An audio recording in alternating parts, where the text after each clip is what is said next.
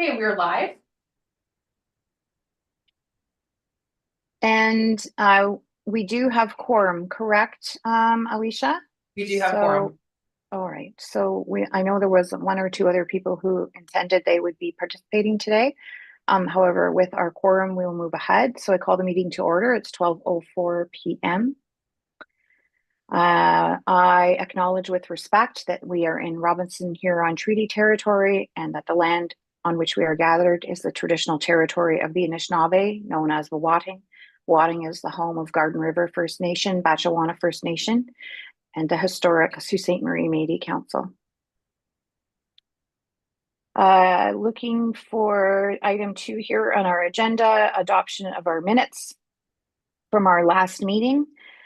So looking for someone to move into second adoption of the minutes from our February 3rd meeting. Thank you, Lee, and thank you, Sean. Any additions, deletions, changes? Seeing none, all in favor of approval of the minutes from our last meeting? That is carried. Thank you. Moving on to, does anyone have today any declaration of pecuniary interest? I can go ahead We and have, if that's okay. thank you. Okay, and so we have, although not yet joining us, Nyla Moss with item 5.11, Sioux Blue Society. Nyla Moss, item 5.22 with Dustin Hashie, a 4x3. Lee Rendell with item 5.13, the club. And Miranda Bouchard has recused herself from early intake application evaluation and discussions. Okay, thank you. Any additional declarations of pecuniary interest? Seeing none, we'll move on to today's agenda. So looking for someone to move into second adoption of today's agenda. Thank you, Miranda, and thank you, Sean. So any changes or additions to today's agenda? I have one under item 8. We'll call it 8.2. Yes. Correspondence. Vanessa Ferlino has submitted her resignation for the Cultural Vitality Committee effective immediately. Okay, thank you. So we'll add that to the agenda. Any other additions or changes? Seeing none, all in favor of approval of today's agenda? That is carried. Thank you very much. So we're going to get on to the discussion on the applications. However, before we do that, I'm just going to slide down the agenda and go to the correspondence. Alicia, could you just Yes, address those two? Now we have 8.1 and 8.2. Could you address those two items, please? for sure. So Brenna Thomas has resigned from the Cultural Vitality Committee effective February 3rd. We thank her for her contributions and her hard work and input over the past year or so. And thank her and look forward to crossing paths with her in the future. Item 8.2 with Vanessa Ferlino. Again, we welcome new members and we're excited to lose her this early in the process. And we look forward to meeting with her again. Thank you. Both of them, Brenna being reappointed and Vanessa being appointed, those, just for clarity and perhaps if anybody's listening and for our notes, both Brenna and Vanessa were newly, in one case reappointed and in the other case appointed as a new committee was formed this January, correct, Alicia and Virginia? That's correct. Okay. Thank you. All right, so moving on, we are going to move on to section 5, which is the further adjudication, and we'll see where we get to today. Hopefully, awarding of grants from our first intake. I know we have some changes to the form, and Sean while no longer chairing, Sean has offered to work the spreadsheet for us so that and I really do appreciate that, Sean. It's certainly easier for both myself and for Alicia. And I know there were some changes, a couple of things that have occurred. We've got timing of projects. We've got one application that in our previous meeting on Monday was considered not applicable, which has changed. So, and I think those are the couple of things. Alicia, can you update us on those items, please? Okay, so at this time, we're going to ask Miranda to move to waiting room. Thank you. And thank you so much for that, Miranda. I think you might need to move me. Bye. She's gone. Okay, sorry about that. In terms of, if it's okay, I'd like to start with just the applicable application, in particular, item 5.7, Rebecca Heron. On previous iterations of the spreadsheet, administratively, her application wasn't approved to be eligible. And that's been corrected at this time, and so her 5.7 stands and is eligible for review. And then if we're looking into timing of applications, just as a general conversation, I think that some of the applications at this time have included activities that have maybe already taken place. Would you like to speak to any of this as well? Was there anything else I'm missing? Just that I knew that the club's application had a considerable amount of the activities taking place by now already. So it might be in their best interest as well to be invited to adjust those timelines and resubmit for the next intake. And others seem to have much longer periods of activities. Especially considering like how long these processes takes, how long it takes to get checks cut.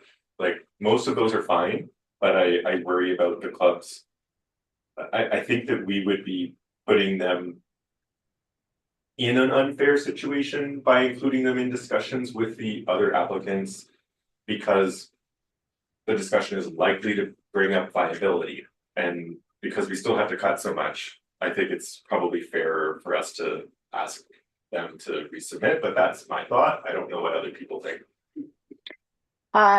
Sean, right now that's between you and I, as Lee has declared a conflict on that application. So she's not able to be part of that discussion. Could we be briefly into a waiting room and Sure. Okay, thank you. sorry for the abruptness there, Lee. Sorry. But yeah, your thoughts on. Yeah, I agree with you, Sean. I don't see how we could award funding for something for which the timelines have passed, unfortunately. And, you know, without us understanding whether those activities, as were described in the original application, would be able to take place at a different time, it would be very, very difficult, I think, to adjudicate that fairly, as you mentioned. So I would support the thinking that we ask them to resubmit under a different set of timelines if they're able to do that for the next intake, which I believe is happening by the last Friday in March, if I'm not mistaken. Is that right, Alicia? That's correct.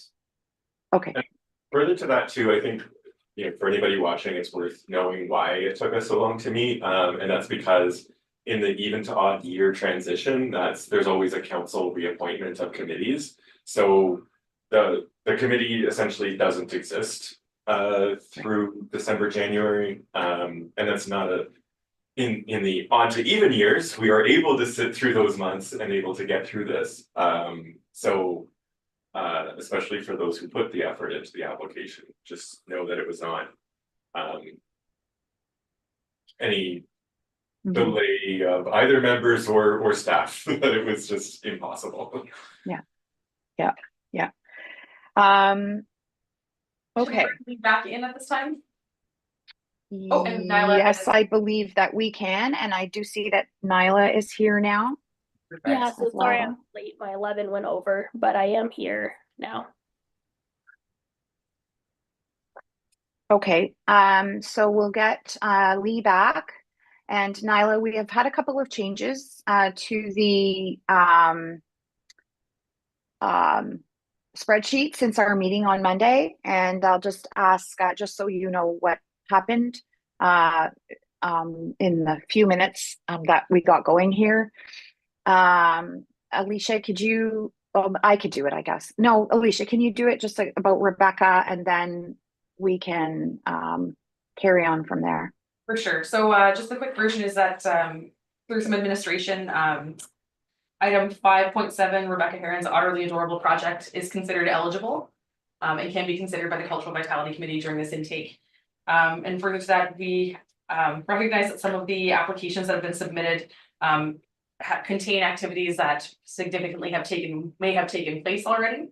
And as such, we are going to invite the club item 5.13 to resubmit in the next funding cycle, which closes at the end of March. Is there anything? Okay. further? I don't think so. Everything else is the same as what it was when we had looked at the report on Monday. All right. So let's see if we can make our way through making some decisions today.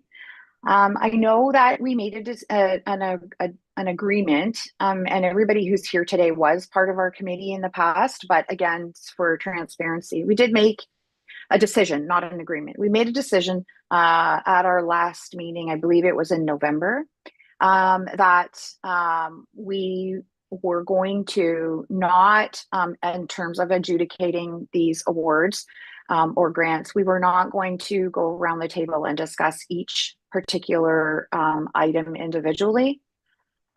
So we will, however, today have opportunity to discuss each section. So if there's anyone that wants to, upon further consideration, or as I was reminded of earlier, or when I was reading through the notes in preparation for this meeting, that the scores that are generated by the members of the committee are not final until we've had this review of all of the applications as a whole. So they are what you see there now. However, there is opportunity potentially to change things based on further consideration or whatever. So there were 4 of us here today to have these conversations, and we're going to go to the small project grant applicants section. There are 7 that qualify and can be considered here. Each one can request up to $2,999. You can see the scores there. Sean has arranged the spreadsheet so that they are scored, sorry, so that they appear from highest down within each section, and he has applied the proportional funding amount. And for because I had to be reminded of this earlier, actually, so in case anyone else does, proportional funding means if their average score, as an example, 12.6 is around 80%, then that proportion is $2,526, is approximately 80% of $2,999. So that's what that number means to help us. Before we get there, though, I just want to go down and let's just look at the total again, because we do have 100, and even with the proportional funding applied, okay, we do have $140,000 now of funding request at the proportional level, and we have a maximum of $85,000 to share in grants at this time. So for this first intake, so we have a ways to go in terms of being able to make these decisions. So now let's go back up to the top if we could, please. Thank you, Sean. And in the section small project grant applications or applicants, is there anyone with any questions, comments relevant to any of these applications? Lee? I'm hoping, and I know we have to rewind in our minds a bit because this was back in November when we evaluated these. But I remember I did highlight some of the disparities that I found between like the ratings that I had and the average ratings as submitted. And the only significant one in the small project funding that I was hoping to discuss and get some committee insight as to why it might have been rated significantly lower by others. I found the Algoma Writers Collective submission really interesting. The way it combined art in the form of writing and photography and community involvement. So I give it a very high rating compared to the committee, and I was wondering if we could just discuss that one, if anyone can remember that package. I know, again, I apologize that we're rewinding so heavy. Oh, I can help with this. So I was gonna say that this is a quick, I've got a quick synopsis here to just again for the conversation of the committee. So this is, so it's a small project grant, referred to as Fresh Eyes. Audience ages 0 to 75, they expect between 500 and 1,000. The focus is literary arts, and it's supposed to take place, technically speaking, between November and May 2025. Their objectives focus on, the Algoma Writers Collective objectives focus on providing the growing, vibrant, and diverse Sioux and Algoma literary community with access to resources, networking opportunities, mentoring, and other supports that will assist writers of any age to achieve their personal and professional goals. They're 100% volunteer based. They will have over 40 active members. They are looking at, excuse me for a moment.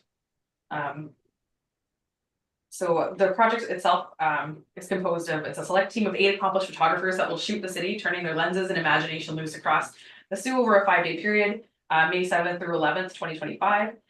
They regularly upload their work during this period to the project headquarters, and it's in a publicly accessible conference space in a local hotel. Day 2, any Sioux residents, as well as they're looking to include youth and school groups, as well as Sioux College and Algoma University students and city visitors can visit the project free of charge to view the photographer's work in progress. They anticipate that by day 5, there'll be several hundred fresh Sault Ste. Marie images on display at project headquarters.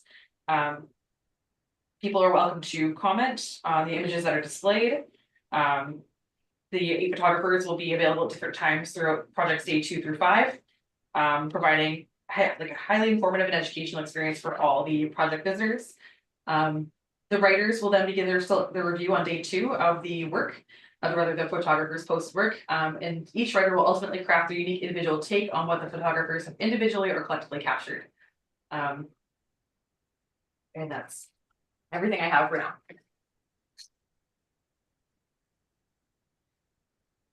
Okay. I'm just looking here to see, but I don't know how to search it to find it. My recollection is not long ago, I read something about this project actually underway. Does anyone else recall that? That was yesterday, I think, or this week rather. There was an article on Sioux Today that was talking about it. So events are underway to help support this project, from what we can tell. They've been in good communication. I can tell you, they've been in good communication with us as well. Okay. So the information discussed that the organization was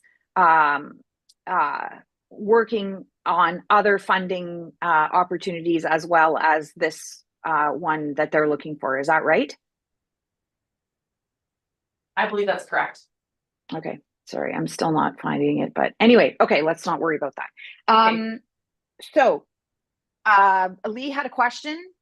She's asking, she had scored it higher than what she has seen that other people have scored it. Anyone want to share some thoughts on that? I can, yeah. So I think that looking at the individual scores, it does seem that most of the other scores were lower, but not low, right? They are still high scores. And I think at our last meeting, Larry was speaking to his reasons for his scoring. From my own perspective, why I scored the way that I did, And again, I'm drawing from my memory from November, which is not necessarily reliable, so please correct me if I make a factually incorrect statement here, Alicia, but what sort of hedged me related to community impact was that many of the photographers were coming from outside of the community. Where I think conceptually it's a really interesting and rich idea, but the dynamic of like, yes, fresh eyes, but also this sort of assumption of the external visitor always having a more rich interpretation of a place than people who live there. That didn't resonate with me as much as maybe it did with other people, or they didn't see it that way, and that's totally fine. But that is why that's part of the motivation for why I scored it the way that I did in relation to the other applications, though I did think it was a very interesting and worthwhile project.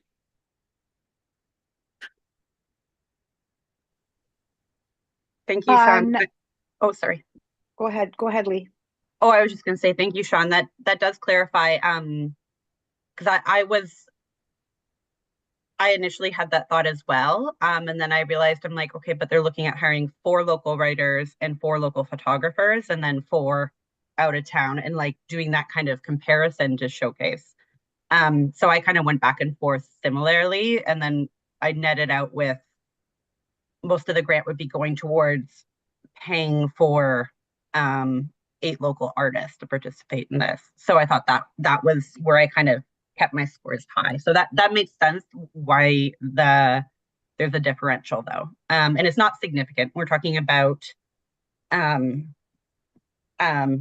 not substantially different, because overall they still did meet the thresholds that we're discussing. It was the only real outstanding factor for me that I was hoping to discuss.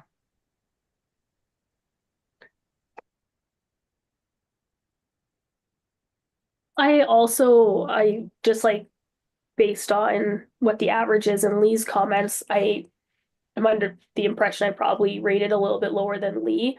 I do find sometimes I'm consistent, but I am sometimes just like I think a 1 step lower than what the average is. I had given a lot of very good marks where I had made a note, and I think like kind of what put me a little bit below the average is I feel and maybe it's just the wording in the rubric or I'm not interpreting it correctly, but for viability of project activity, one of the first points to move kind of between good and very good is past history of project and budget management is relevant to the current project and indicates some probability of success. And I do feel like sometimes when I'm reading projects, that does end up favoring that specific part if a project's been done before and then there's clear and relevant to the current project and probability of success. So if I don't see enough, it just specifically says like past history of project and budget management. And they had listed a bunch of people who had, and kind of their credentials. But it does kind of look different than sometimes when you get like, oh, this was last year's budget and last year's project, and this is how we managed it. So for me, I do feel like sometimes it does, and maybe it shouldn't, but like when I read that line, it does seem to favor projects that have a little bit more of like a financial history behind them, or maybe behind that group. And I'm with Sean, I'm trying to think back to November right now. But when I'm like looking at my notes, and just like kind of like how my marking broke down between those different pieces of the rubric, I am at this, I have to read the whole thing again, but I'm about 90% sure that that's where I kind of was probably like down 1 step maybe from where you were on that same piece of the rubric, which is just how I interpret that first line of the viability of project / activity, organizational and financial health. Alicia, I want to ask a question relevant to what is being discussed here right now. I'm looking at I went back to I have a computer here, and I went back to look at their application, and I'm noticing on their budget, under operational costs, it lists 4 out of town. Oh, never mind. Okay, yeah, so I will just say this. You know what, when you think you read something, but you didn't really read that. Well, I read something, but it brings up a different issue. So it says 4 out-of-town photographers travel costs $2,600. And then it says 4 out-of-town authors travel costs $2,600. There's nothing noted here to pay local authors or photographers that I'm seeing. Is there something just relevant to what you were all just discussing? Am I missing something? No, actually, I think you brought up something that I misread. I think I interpreted that as artist payment, um, which makes me want to adjust my score. So thank you, Donna, for clarifying that and finding that in the application. Okay. So I guess the question would be, would that be something that you are going to adjust in your own version and then Sean will adjust it on here? Sean, can you help me remember, how did we do something like that? Absolutely. So I do have the individual scores, not broken down by each segment, but I do have the totals of each of the individual scores. So if somebody were to say, I'd like to reduce my score by 1 point, 2 points, whatever, I can make those adjustments. It populates the form automatically. And just a reminder to everybody that, you know, I'm not showing everybody's individual score on the screen. That's more of a function of the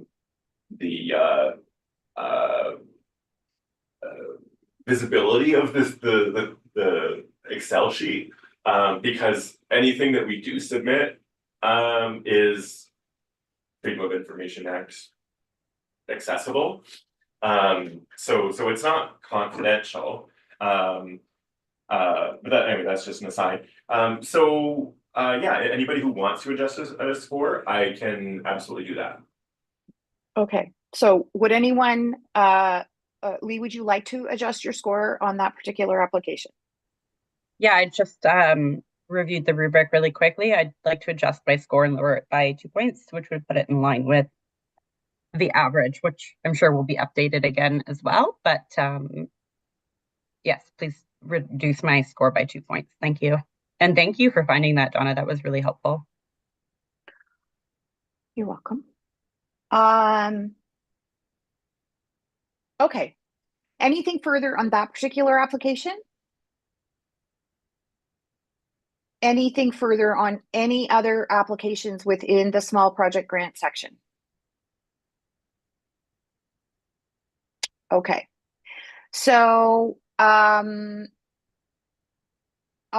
think we will continue on down with the questions before we get into looking at funding to see where we might be or how we might be able to distribute this. We've got about 30 minutes left. So let's carry on. I'm gonna put Nyla in a waiting room as we move towards Sue Blues Society. Thank you. Thank you. All right, so we have one grant application in community events, the Soo Blues Society. Anyone have a question or comments there?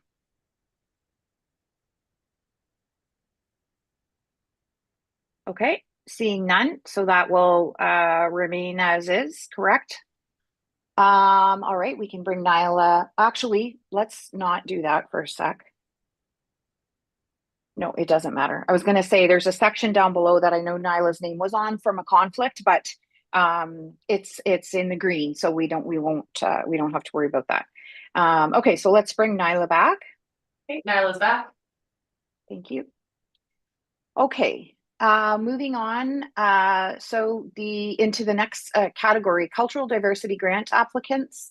We have one remaining here. So that's the House of Gore Drag Collective. Any questions from anyone or comments on that particular application?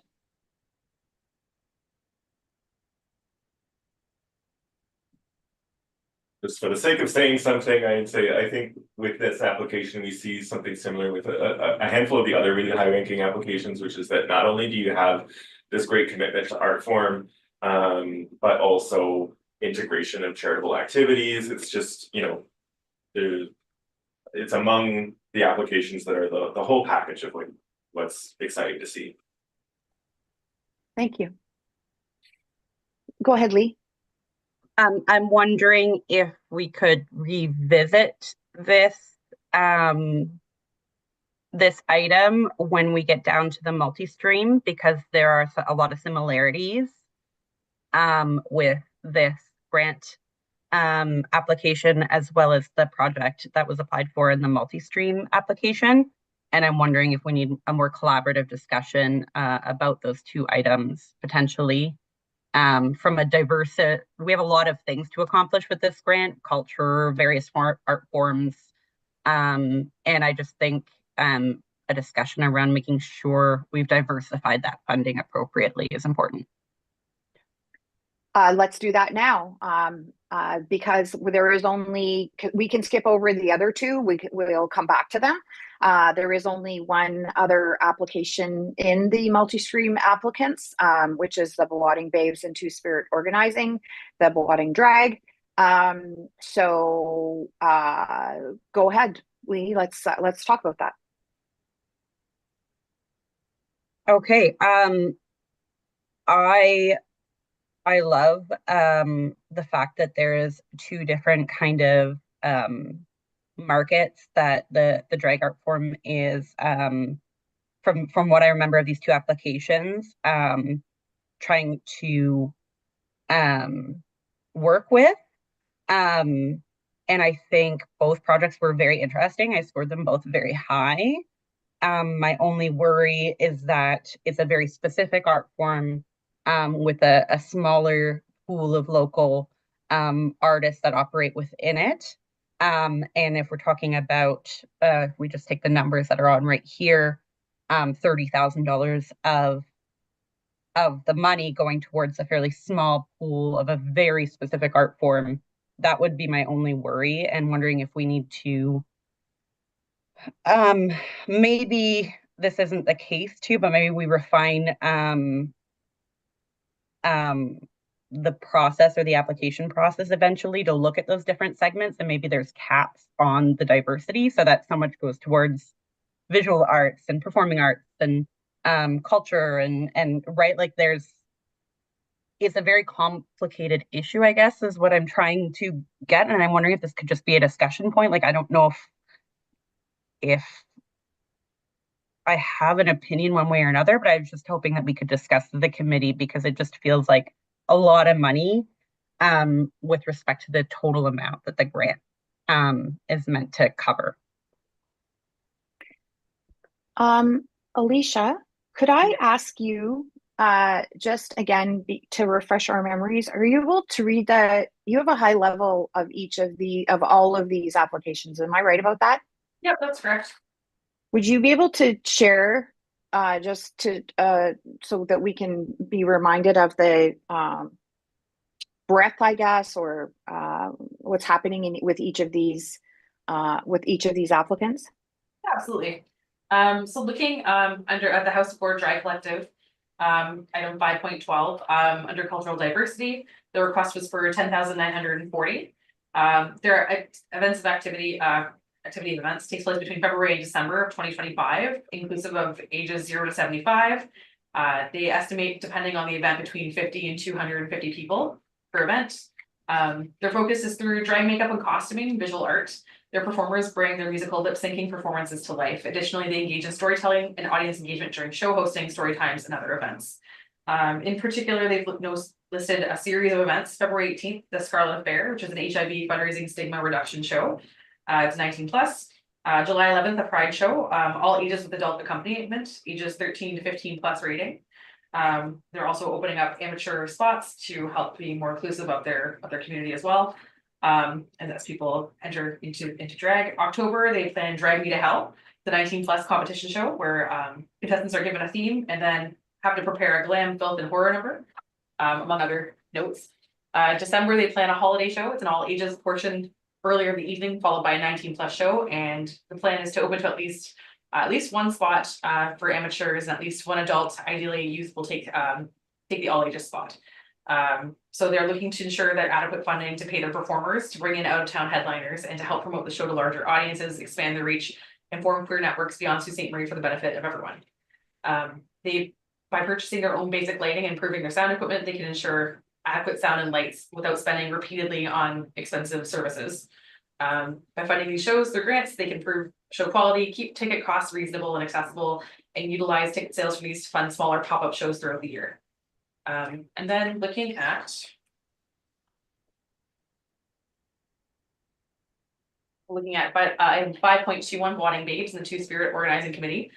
Boating Drag Research and Glamour. It's currently listed under Major Cultural Celebrations, Cultural Diversity, and a Community Events Grant. They've requested $20,000. Their dates of activity take place between March 2025 and the early part of 2026. 0 to 75 years of age. Number of audience members between 1 and 50 and 50 to 200 approximately. They're multidisciplinary and interdisciplinary collective. They include themes and genres into each show and performance lineups. All the casts are performance artists with a mix of artistic abilities, including sewing, hair and wig artists, costume design, makeup, interior decor, lighting design, set list stylings, event organizing, and poster and graphic design. Boating Babes is a two-spirited Indigenous-led drag and burlesque troupe in Boating, Sault Ste. Marie. They're creative collective of drag burlesque artists with a mix of First Nations, Métis, and allied performers. They are planning to deliver 4 workshops on performance skill building for folks interested in drag and burlesque. This project will include 4 seasonal drag shows beginning March 2025 during Two Spirit Awareness Week. Other remaining shows will be one during the Two Spirit Organizing Committee's Pride Week celebration in June, the Pride Cruise, and the After Party in the fall, and a Winter Gala and a New Year's Eve party in December. And there's more details about the types of workshops offered. The project will help cover the following: out-of-town guest rates, accommodations, and travel costs, performer honorariums, workshop and attendee honorariums, DJ and photography honorariums, printing and graphic design, light catering for food and drink provision for workshops and shows, venue rentals, and I think that's about it at this time. Okay. Can I, Of course. so just to clarify, Ali, so both applications are essentially looking for funding to support multiple drag show events that will occur over roughly 6 months to a year. Both have included essentially a request to support out-of-town performers and or guests. However, the House of Gore is interested in investing in more like kind of long-term equipment costs so they can continue doing what they're already doing. And the Two Spirit group, the big difference there is they're looking at creating workshops and paying the artists to come in and do additional training on top of the shows. Like, is that the substantial? Yes, and I think that House of Gore includes more of a youth component where appropriate. So they've outlined specific youthful audience pieces, whereas I don't see that in the Boating Babes application. Yeah, the Boating Babes seems more 19 plus and burlesque based, and the House of Gore is more of an all ages approach. Yes. Okay. Have we run into this before, Ali, where we have applications that are very similar, where we've had to either choose or divide and conquer with allocated amounts? Like how have decisions like this been made in the past? I mean, I see this the same way that I see any other request for, I know this is, again, we're talking about major cultural celebrations and cultural diversity, but when we're talking about, for example, the Sault Symphony Orchestra and the Algoma Conservatory, both looking for operations funding, it's similar organizations that support similar parts of the community, but different membership overall. But again, there's a lot of overlap as well. I don't think that's any different here. Okay. Yep, sorry. Yeah, I do thank you for raising the discussion, Lee, because I think what this highlights is a bigger challenge for us with the amount of funding that we have, where I feel like our caps need to be lowered for a lot of our streams. And partly that's also just about setting realistic expectations for applicants too, right? Because like we say, oh, you can apply for $20,000. Like how many times have we cut a $20,000 check? I don't know that we ever have. At least not in the last 6-7 years. Yeah. So, but yeah, I agree with your assessment there, Alicia, that you know, they are similar, but so, you know, say like two different theater organizations might present different works, but and they might draw from similar audiences, though they might be constituted by different people and so on. Yeah, so my personal preference, although of course we all go with the will of the community, the committee, would be we can fix that in the revisions.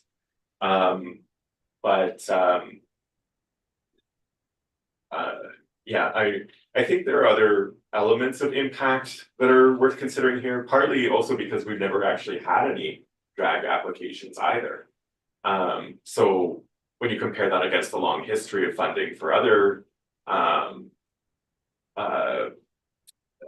forms, it might seem like a huge proportion this year, and we don't know how we'll just end up distributing everything once we have to, you know, really cut back on everything. But while it might be a disproportionate portion this year,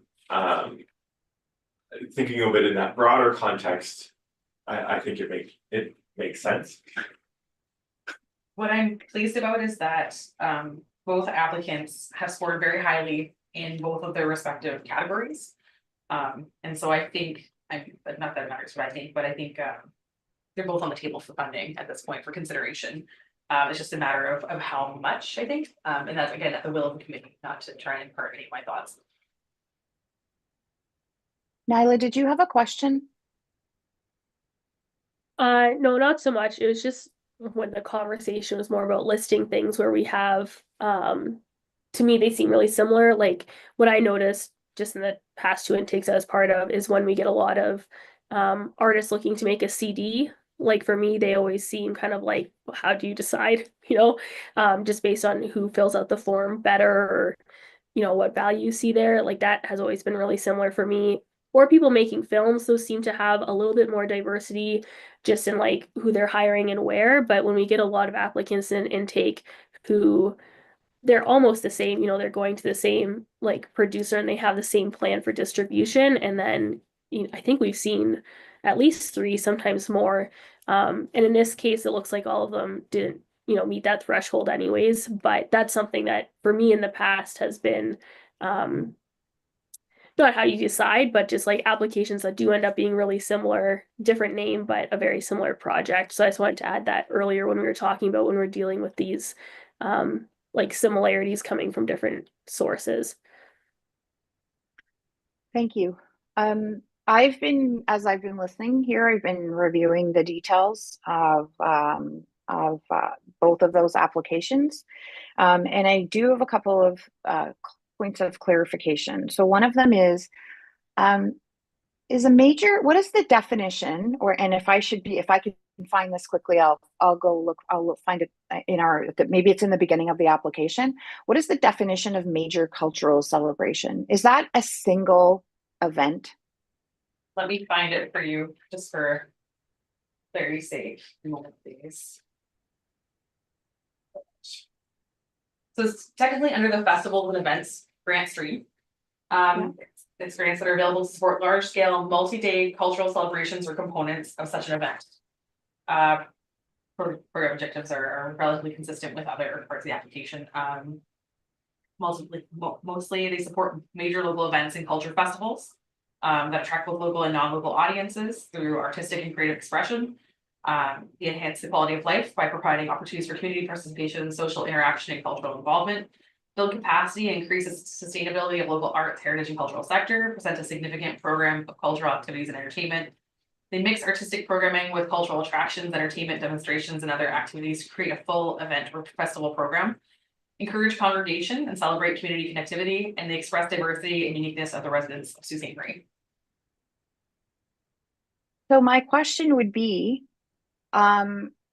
seasonal shows, 4 seasonal shows to me, and I just want to be really careful here that we are honoring the definitions here and, um, um, following the rules, if you will.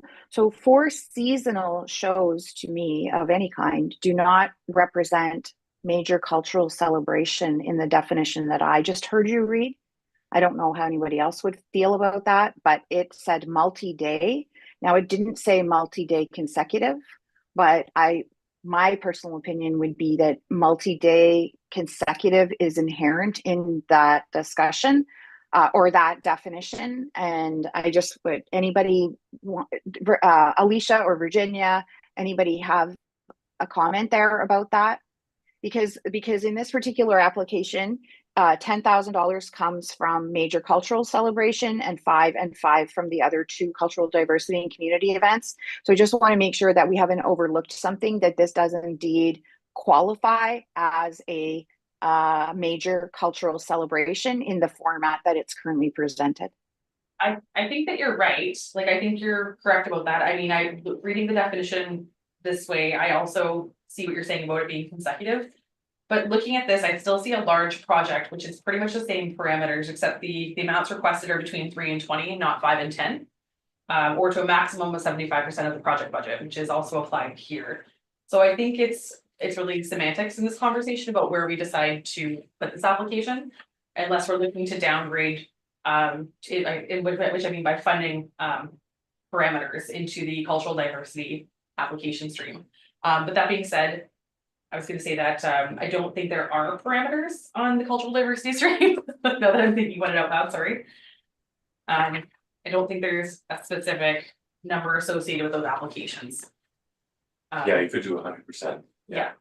So either way, I think we're looking at the same thing. Okay. So, because I'm questioning that it can apply for, that it qualifies for a major cultural celebration. That when the way it's presented here is not as per the definition. I also have a question here, and I don't know if you have any further information about this. The total project budget on their budget here is $46,000. They're looking for $20,000 from this support, and another $26,000 from a combination of research grant items and a significant sponsorship as part of that of $7,000. Do we know anything about, and I know that, what comes first, but do we know anything about any other funding that they may have received to support this as an undertaking? At this time, we don't have that information. Okay. Sean has a question or a comment. Go ahead, Sean. Thank you. You're hard to see. No Yes, worries. I'm kind of struggling with the same question that you brought up, Donna, about the eligibility under major cultural celebrations. I'm curious what other committee members think. Lee? I think that really helps define possibly the issue that I was having. Is I was looking at these 2 very similarly structured projects with similar artists that seem to do different things. And I didn't have an issue with the fact, like, I love both projects. I scored them very high, but why is one in one category and one in a different, just other than the fact that they check different boxes off when they applied? And I guess that's where I'm struggling, is I think you really hit the nail on the head with it, Donna, is that I agree. I think we need to look at them within the same vein from a definition standpoint, because there's not substantially different things in our application other than the boxes that were checked off initially. And so we're refining those definitions in a meaningful way. Especially maybe for the next round of intake or even the next season of intake, I think it's going to be really important. So I agree. I think I would like to look at them similarly. under the same cultural diversity grant based off of the definitions that Ali read. That would quell kind of my only concern that I had with both. I like both projects and I would love to see both happen. It's just looking at them differently felt weird. This is Nyla? say that's happened in oh, so sorry, I'm talking over you. Go ahead. No, go ahead, Alicia, and then I want to get to Nyla. Oh, I just need to say that this is always an issue that we've had looking at applications that stack their streams. And so I'm seeing just more of a continuation of this broader conversation about how applications fall under different portions of funding under the same overall umbrella. And we can discuss that when we get down to reviewing the ACAP process as a whole. But I think this is important to note and it's part of a larger discussion, like we've already kind of said. So thank you. Okay, thank you. Nyla? I was just gonna agree with you, Donna, in just that if I were, well, I am like reading the definition of the major cultural events, and I would like infer that it means consecutive days, like a ongoing, I want to say festival, but that's just, you know, whatever it is that you're doing over multiple days as opposed to a year. And then I was just in the same, it just made me think of like, does there have to be a further distinction? And maybe not, because maybe we'd be leaving out people who we don't want to leave out. And maybe I'm focusing too much on the word major, but for these like large, and John had already mentioned maybe even just taking the caps down, but for these sections that have really large caps, would it warrant maybe having like a minimum budget period or a minimum expected attendance? And those things are all guesses. I was just reading, and now that I'm reading kind of like the applicant must for the major events, I'd really have to go back and reread the whole application in its entirety. One of the points does say that the applicant must maintain a clear distinction in programs and budgets between the organization's ongoing activities and its arts and culture projects. And I don't know, Alicia, if you could speak a little bit more to it. Is it trying to define kind of like you have this separate organization and then the arts and culture projects is referring to the arts and culture projects they're applying for, or just that there's kind of two separate like budgets for operations? I just want to make, because now I'm wondering, you know, if this is what they're doing all year, is that kind of going against this one point? But I'd have to, like I said, I'd really have to like review the whole document from top to bottom again. But there just is this wording under the applicant must, I think 1, 2, 3, 4, 5, the fifth bullet point about maintaining a clear distinction in programs and budgets between the organization's ongoing activities and its arts and culture projects. I guess my question is the arts and culture projects, does that mean what they've submitted for? And I'll just leave it at that. Otherwise, I agree with you, Donna, about the multi-day wording. I hate to give you a non-answer, but I don't have an answer for that. Looking at what you're saying, I see what you're saying. Looking at the words that you've indicated, I see what you're saying. To me, that I hate to say that it comes before my time, and maybe I don't have a very good grasp of this point. But I'd rather not speak to it for conjecture, if it's not helpful. Alicia, I can just jump in. I think the intent of that was to make sure that the project stands alone and it's just somehow separated and tracked independently from the operating. So, you know, photocopier costs or telephone costs and that aren't rolled into the project itself, and that the project as it's presented is tracked in a way that they can reconcile it at the end. Okay, thank you. That might be another element of the eligibility criteria that's not entirely met. I do have a question. Sorry, I'm just jumping out there. Yeah, go ahead. Can anybody remind me, in their application, did they specify specific portions from particular streams, or was it just generally across the 3 streams? They would have, and I'm just going to pull open the agenda. Forgive me here in the background that you can't see. That's okay, I've got it here. I just need to pull open. And they're on page 561. So 1 moment, please. And we should be able to see what that portion looks like. So $5,000 from the community events grant, $10,000 under major cultural celebration, and $5,000 under cultural diversity grants. So building on But- that, hypothetically, if they were ineligible for the major cultural, but they are clearly eligible for those other two streams, we'd be assessing it based on an eligible amount of funding of $10,000. I think cultural diversity allows them to access more. So if we were literally just to look at major cultural celebrations and recognize the cultural diversity grant for what it is, I think that they could actually apply for 15. Hmm. Correct me. So I think that the numbers stay the same is the issue. But they didn't, but that's not what they asked for. No, Right, but so, there's precedent in the past though of us reviewing applications at the committee level and saying this really fits better within a small project and reassigning them there. Hmm. We've done that once or twice before, so it's up to this committee to determine if you'd like to move that way again. okay. So in the interest of time, it is 12:59. And I believe, are we out of time now? I believe we're out of time, correct? We had 1 hour. We're out of time, but we can stay as long as the committee is ready to stay or is available to stay, as long as we don't lose quorum. Okay. We're clearly not going to get to a decision today. I can make 15 more minutes, but I can't, I got another something happening shortly. So is everybody okay with 15 minutes? Yep. Okay, so we'll have a hard stop for 1:15.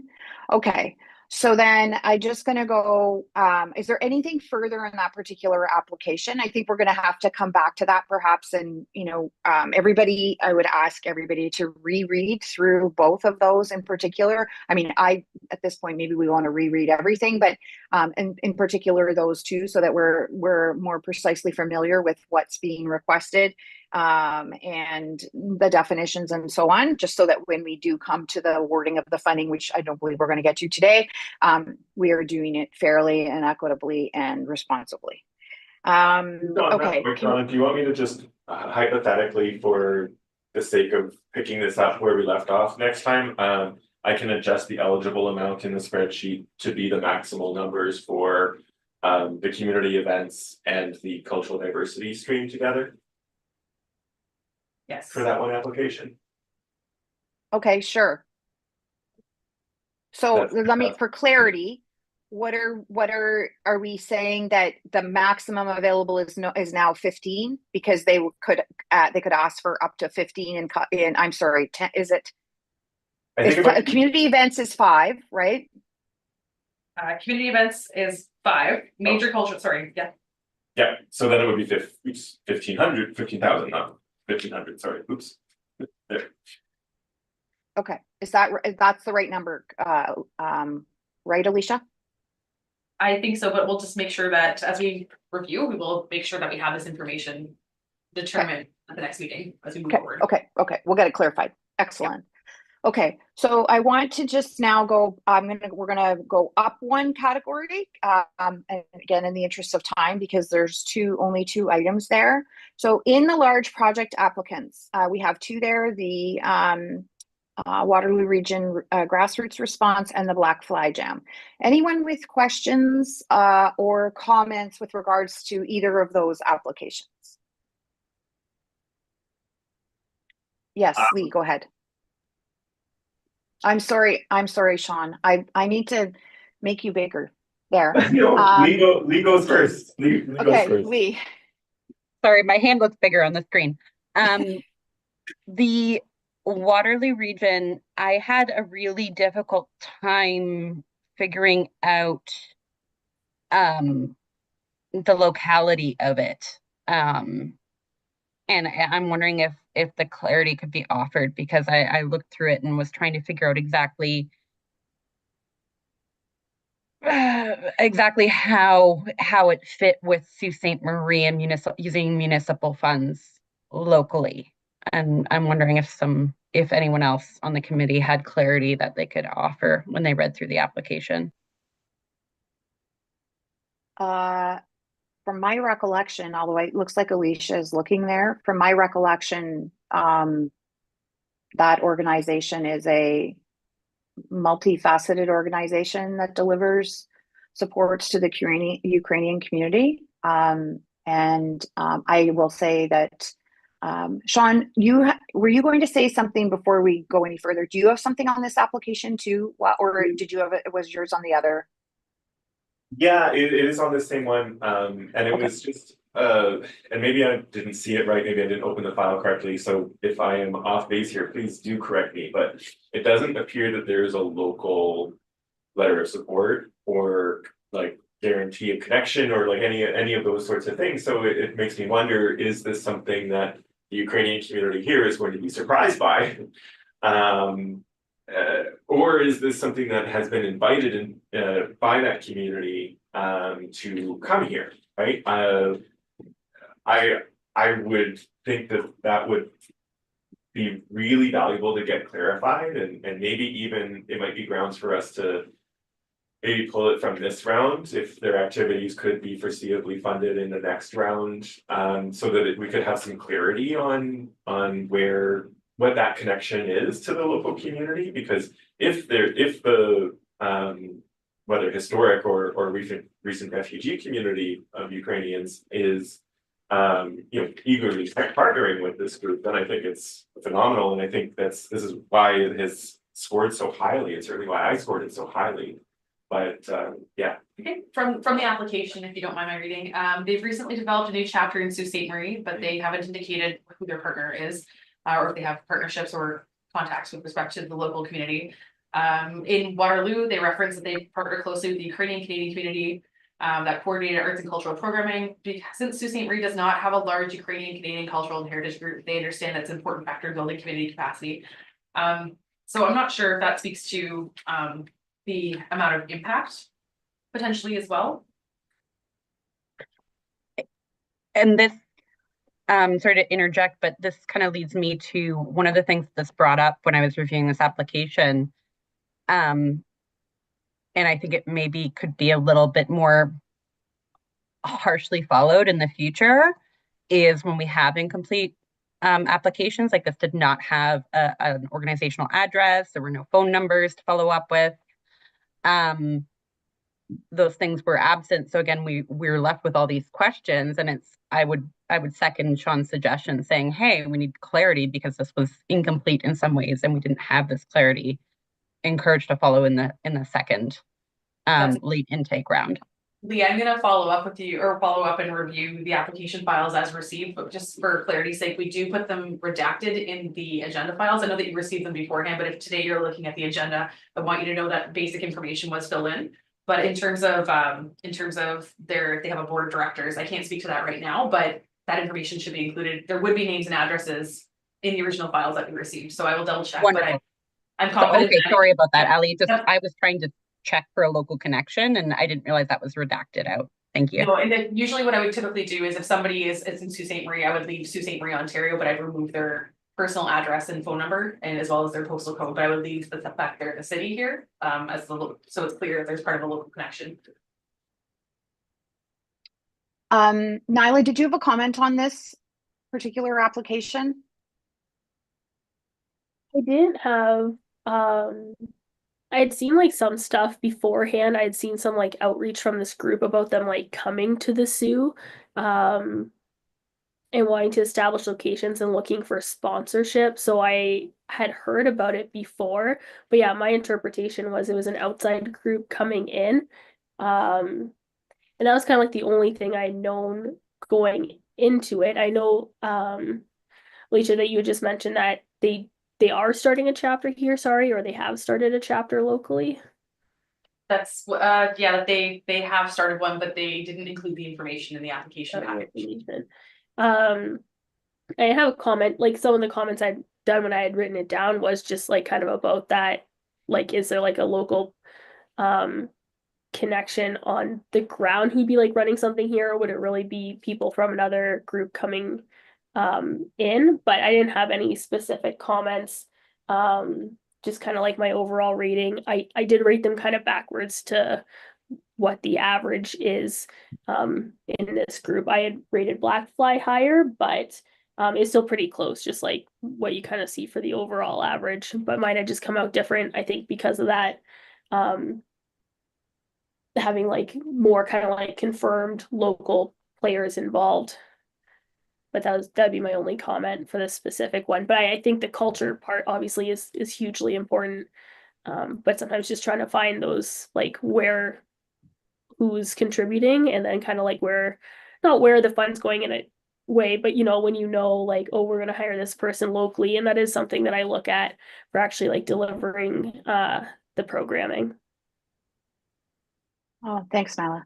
I know I was concerned when I was reviewing things that there is no local letter of support with regards to this application, which I would have expected that somebody within the community here. I know several members of the Ukrainian community here, and I would have expected that they would have been supportive of this, and I didn't see anything there. So going back to Sean's question and all of our concerns, are we in favor of pulling this application in order to ascertain some of these concerns? Virginia, did you have something you want to add in here? Yeah, just to answer the question about the board of directors, they did have a board of directors list. There's 6 members that have been listed, but they all appear to be from out of town, and it doesn't seem that there's anybody on that board locally. So hopefully that can answer that question for you. Thank you.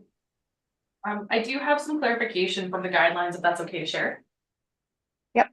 Okay, so what are the notes under large project grants on page 4, the last bullet point under the applicant must, requests from organizations whose primary mandate is not arts and culture may be considered if the project demonstrates a significant arts and culture component that enhances community access or promotes the development of the arts and culture sector in Sault Ste. Marie. Based on that alone, I think that we can continue the discussion about whether or not this is a fit under this program. Okay, so if I just understood what you just said, Alicia, that creates a question. Did I just hear you say that? Yes, because their primary Okay. mandate is in arts and culture. It's certainly a culture, but it's not in the same scenario as some of the other Okay. projects that we're looking to consider. So do we have a decision today to pull this application and go back to the applicant for clarification? And for a possibility for the next intake? Is there do you have consensus here on that? I'm seeing Lee is nodding. I was going to say shaking her head. Lee is nodding her head. Nyla is nodding her head. Sean, how do you feel about that?